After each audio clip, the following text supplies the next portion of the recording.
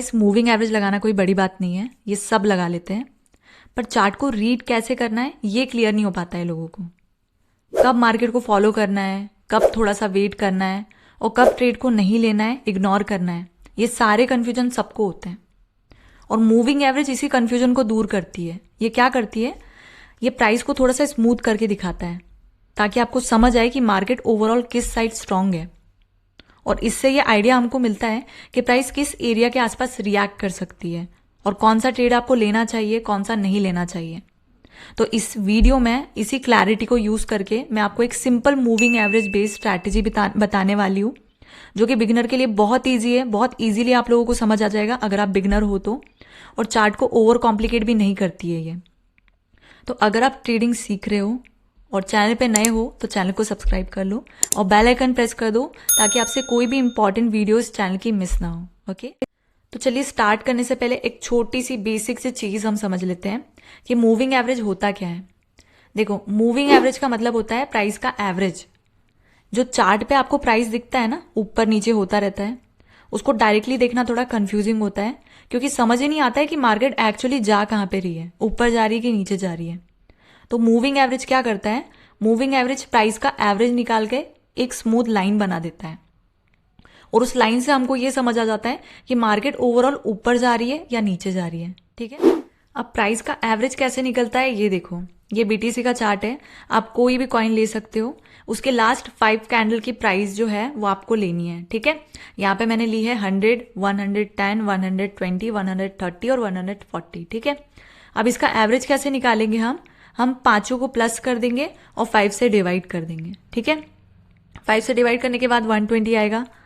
इसका मतलब 5 period moving average equals to 120। ठीक है, मतलब चार्ट पे एक लाइन बनेगी जो कि 120 के अराउंड चलेगी। ठीक है, अगर मैं इसकी जगह पे 5 की जगह पे 50 पीरियड मूविंग एवरेज लाऊंगी तो 50 कैंडल की प्राइस का एवरेज निकलेगा। ठीक है, अगर 200 पीरियड मूविंग एवरेज लाएंगे तो 200 कैंडल लास्ट की उसका प्राइस का एवरेज निकलेगा। ठीक है, तो जितनी कैंडल का आपको निकालना है एवरेज उतने का मूविंग एवरेज लगेगा। ठीक है, पर यहाँ पे हम क्रिप्टो ट्रेडिंग की बात कर रहे हैं। ठीक है, क्रिप्टो का जो चार्ट होता है, क्रिप्टो जो होता है, ठीक है, बहुत फास्ट होता है और 24/7 चलता है। तो इसके लिए हम 50 पीरियड का मूविंग एवरेज और 200 पीरियड का मूविंग एवरेज लेंगे। ठीक है, तो चलिए अब मैं आपको अप्लाई करके बताती हूँ कैसे अप्लाई करना है इंडिकेटर चार्ट पे।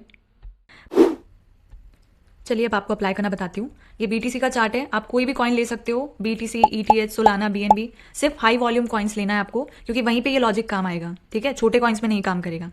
टाइम फ्रेम आपको रखना है 5 मिनट या 15 मिनट का। ठीक है, 2 टाइम फ्रेम रखना है। आप क्या करना है, आपको इंडिकेटर पे आप आओगे, यहाँ पे आप सर्च करोगे मूविंग एवरेज। ठीक है, सिर्फ एमए लिख देना तो आ जाएगा। अब यहाँ पे आपको बहुत सारे मूविंग एवरेज आपको दिखाएंगे पर ज्यादा पॉपुलर सिर्फ 2 ही हैं, एक सिंपल मूविंग एवरेज, एक एक्सपोनेंशियल मूविंग एवरेज। ठीक है, सिंपल मूविंग एवरेज जो है ये थोड़ा नॉर्मल एवरेज निकालता है और थोड़ा सा स्लो होता है, तो हम इसको यूज नहीं करेंगे। हम करेंगे यहाँ ये यूज एक्सपोनेंशियल मूविंग एवरेज। ये रीसेंट प्राइस को ज्यादा इंपॉर्टेंस देता है और थोड़ा सा फास्ट रिएक्शन देता है, तो क्रिप्टो में हम इसको यूज करेंगे। तो इसको डबल क्लिक करेंगे तो 2 बार अप्लाई हो जाएगा। ठीक है, अब क्या करेंगे, यहाँ पे हम इसकी सेटिंग में आएंगे। सेटिंग में जाके ये जो 9 है, ठीक है, लेंथ को हम क्या करेंगे 50। 9 क्यों लिखा है, क्योंकि ये लास्ट की 9 कैंडल का एवरेज है। ठीक है, तो हमको 50 का चाहिए तो हम यहाँ पे 50 लिख देंगे। ओके करेंगे, अगेन सेटिंग में जाएंगे, स्टाइल में जाएंगे, दोनों कलर सेम है ना लाइन के, तो यहाँ पे हम ये इसका कलर जो है वो रेड कर देंगे। ठीक है,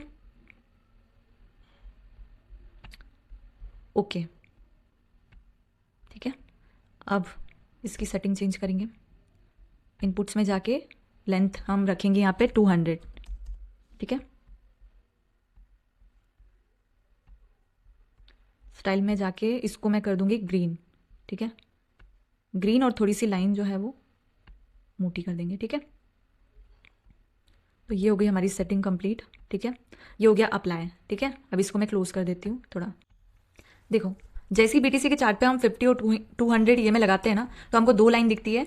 एक लाइन जो है वो 200 ईएमए की लाइन, ये वाली, ठीक है, और दूसरी लाइन 50 ईएमए की। ठीक है, 200 ईएमए की जो लाइन है ये हमको मार्केट का ओवरऑल ट्रेंड दिखाती है। ठीक है, और ये वाली जो लाइन है ये शॉर्ट टर्म मोमेंटम दिखाती है। ठीक है, तो आपको कैसे पहचानना है कि मार्केट कौन से ट्रेंड में है, तो देखो, अगर प्राइस 200 ईएमए के ऊपर है, ठीक है, और 50 EMA भी ऊपर चल रहे हैं, इसका मतलब मार्केट अप ट्रेंड में है। ठीक है, तो यहाँ पे ये सिचुएशन है।